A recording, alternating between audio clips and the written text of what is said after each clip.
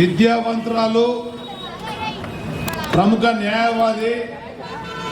న్యాయవాదుల కుటుంబంలో కోడలుగా వచ్చినటువంటి శ్రీమతి పద్మా గారి అభ్యర్థిత్వాన్ని మీరందరూ బలపరచాలని చెప్పని ఆశీర్వదించాలని దీవించాలని పెద్దలు దాడు చంద్రశేఖర్ రెడ్డి గారు, పెద్దలు సాయిబాబా గారు, సోదరులు నర్సిరెడ్డి గారు, సోదరులు శ్రీనివాస్ నాయుడు గారు, సోదరు రవీంద్రచారి గారు, అదేవిధంగా హైదరాబాద్ సికింద్రాబాద్ వర్కింగ్ ప్రెసిడెంట్ సోదరు కిషోర్ గారు అందరం రావడం జరిగింది.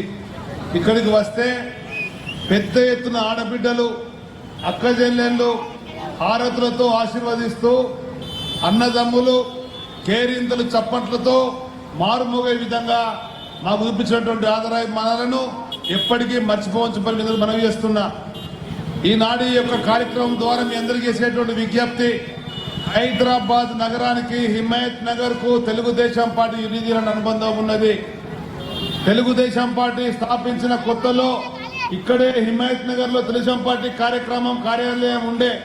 పెద్దలు ఎన్టీ రామారావు గారు స్వయంగా వచ్చి కూర్చునేటువంటి కార్యాలయం. ఆనాడు మేము సభ్యులుగా కార్యకర్తలుగా అక్కడికి వచ్చి నాయకులు కలిసే పరిస్థితి ఉండే అటువంటి ప్రాంతం ఇదంతా.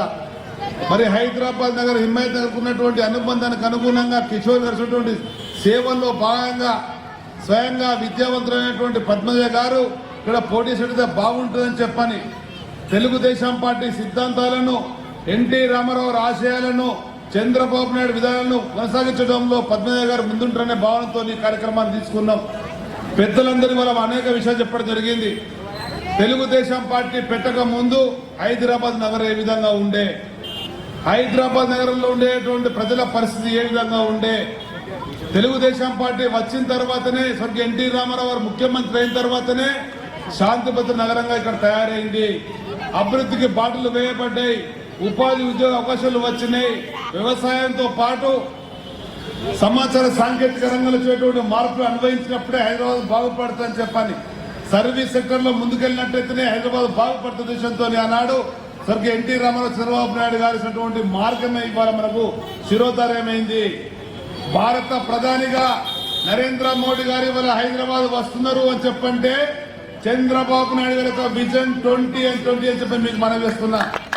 జీనం వ్యాలీకి ప్రపంచంలో ఉండేటువంటి మనుషులకు ఔషధాలు కావాలన్నా, తక్కువ ధరకు దొరకాలన్నా, వ్యాక్సినేషన్ కావాలన్నా ఇక్కడ కేంద్రంగా తయారు చేయడం వల్ల ఈ మధ్య వచ్చినటువంటి కరోనా కోవిడ్ విజృంభిస్తున్న తరుణంలో ప్రపంచమంతా కూడా హైదరాబాద్ వైపు చూస్తున్నది అని చెప్పంటే ఎన్టీ రామారావు గారు చంద్రబాబు నాయుడు వల్ల చెప్పని మనం చేస్తున్నా.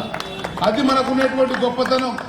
మనుషుల యొక్క జీవన ప్రమాణాలు పెరగాల, ఉపాధి ఉద్యోగ అవకాశాలు పెరగాల, విద్యాపరంగా ముందుకెళ్లాలా, వైద్యపరంగా అవకాశాలు పొందాలనే ఉద్దేశంతోనే తెలుగుదేశం పాటించినటువంటి మౌలిక సదుపాయాల కల్పనకే ఇలా కూడా ఫ్లైఓవర్ మనం చూస్తున్నాం కళ్ళ ముంగట. దాని ముంగట ఉండేటువంటి మెట్రో రైలు నిర్మాణిస్తున్నాం. అదే మెట్రో రైలు నిర్మాణాన్ని కేసీఆర్ అడ్డుకున్న విషయాన్ని కూడా మనకు స్పష్టంగా తెలుసు. ఇలా అడ్డుకోవడం వల్ల దాదాపు 3,600 కోట్ల భారం హైదరాబాద్ ప్రజల మీద పడ్డది. 19 రూపాయలతో మెట్రో దిగేటువంటి పరిస్థితికి 60 రూపాయలు పెరిగింది అని చెప్పంటే కేసీఆర్ నిర్వాహకం వల్ల అని చెప్పని మనం చేస్తున్నా. అసెంబ్లీ ముందు వద్దని చెప్పని, సుల్తాన్ పేరుకెళ్ళి పోదని చెప్పని అడ్డుపడ్డటువంటి కేసీఆర్ చివరికి మళ్ళా ఉప్పుకు తప్పలేదు. అంటే తెలుగుదేశం పార్టీ ప్రభుత్వం ఉన్నప్పుడు కానీ, పార్టీ కానీ ప్రజల శ్రేయస్సు కోరేటువంటి పార్టీ కనుక ఇవాళ ఈ హైదరాబాద్ నగరంలో ఉండేటువంటి ప్రజానికానికి ఒక బలతో కూడినటువంటి భద్రత భరోసా ఇచ్చేటువంటి కేవలం తెలుగుదేశం పార్టీకి అని చెప్పని మనం ముందుకు వచ్చినాం. రావులని చెప్పినట్టుగా హ్యాపీ హైదరాబాద్ కావాలని చెప్పంటే ఈ దేశంలో ఉండేటువంటి పౌరులతో పాటు సమానంగా మనము గౌరవంగా జీవించాలన్నా, నమ్మకంతో జీవించాలన్నా అది తెలుగుదేశం పార్టీకి సాధ్యం కనుక మీరందరూ కూడా ఆశీర్వదించాలని చెప్పని కేంద్రంలో ఉండేటువంటి భారతీయ జనతా పార్టీ కేవలం నగరాల పేరు మీద స్మార్ట్ సిటీ అని చెప్పడం జరిగింది. స్మార్ట్ సిటీ అనేది కేవలం కాగితాలకే పరిమితం అయిపోయింది. హైదరాబాద్ నగరంలో మార్పు రాలే. అదే పేరు ఎన్నికలలో ముఖ్యమంత్రిగా కేసీఆర్ చెప్పినటువంటి మాట ట్రైన్లన్నీ కూడా ఆధునీకరిస్తా అని చెప్పన్నాడు. 30,000 కోట్లు ఖర్చు పెడతా అన్నాడు. 3 కోట్లు ఖర్చు పెట్టడం పాపాన పోలేదు. కనుక ఈ మాటలకే పరిమితమయ్యేటువంటి కేసీఆర్ నరేంద్ర మోడీ యొక్క బీజేపీ టీఆర్ఎస్ వల్ల ఏం వచ్చేది లేదు. ఈ మధ్యన చూస్తున్నాం ఎంఐఎం పార్టీ అక్బరుద్దీన్ ఒక పిచ్చిపడ్డట్టుగా మాట్లాడే పరిస్థితి కనబడుతుంది. ఆయన అసెంబ్లీ ఎమ్మెల్యే ఉండి మాట్లాడే మాటలు అని చెప్పిన సందర్భం మనం చేస్తున్నా. ये असदुद्दीन को अकबरुद्दीन को पागल बन गए आज.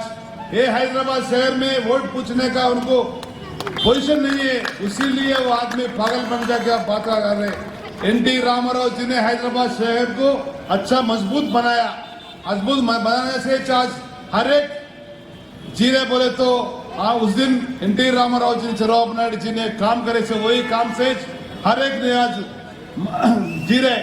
मगर ये अकबरुद्दीन असदुद्दीन हिंदू मुसलमान झगड़ा फिर लाना ఓటా లేనా బోల్కే ఎమోషనల్ కార్యక్రమాలు చేస్తుండ్రే కానీ వాళ్ళ నిజాయితీ లేదు. ఈ మూడు పార్టీలు ఇవాళ భారతదేశంలో తెలంగాణలో పాగా వేసి పాత బస్సులో పాగా వేసి ప్రజల మధ్యన విభజన పోతుండ్రే కానీ ప్రజలకు సంబంధించినటువంటి సౌకర్యాలకు మాత్రం పాటుపడడం లేదు. కనుక ప్రజలకు సౌకర్యం కల్పించేటువంటి తెలుగుదేశం పార్టీ పద్మజ గారి నాయకత్వంలో ముందుకు పోవాలనే ఉద్దేశంతోనే హిమాచల్ డివిజన్లో మేము పెట్టడం జరిగింది.